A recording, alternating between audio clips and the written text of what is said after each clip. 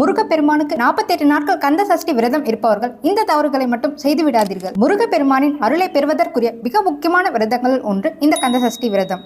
48 நாட்களும் முருகனை மனதார நினைத்து விரதம் இருந்தால் கேட்டது கிடைக்கும், நினைத்தது நடக்கும். முருகனுக்கு விரதம் இருப்பவர்கள் இந்த வருடம் செப்டம்பர் 10ஆம் தேதி புதன்கிழமை அன்று உங்களுடைய விரதத்தை தொடங்கி அக்டோபர் 27ஆம் தேதி திங்கட்கிழமை அன்று உங்களுடைய விரதத்தை நிறைவு செய்யலாம். விரதம் இருக்கும் போது இந்த தவறுகளை நீங்கள் செய்தால் நீங்கள் விரதம் இருந்த பலனும் உங்களுக்கு கிடைக்காமல் போகலாம். முதலில் விரதம் இருப்பவர்கள் தண்ணீர் குடிக்காமல் உடலை வருத்தி கொண்டு விரதம் எடுக்கக்கூடாது.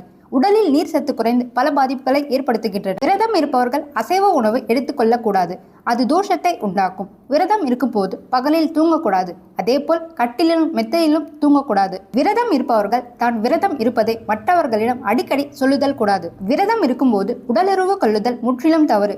மாறாக உடலை தூய மனதோடு வைத்துக்கொண்டு விரதம் இருத்தல் வேண்டும், அதுவே சிறப்பானதாகும். விரதம் இருக்கும்போது அதிகமாக பேசுவதை குறைத்துக் கொள்ளுங்கள்.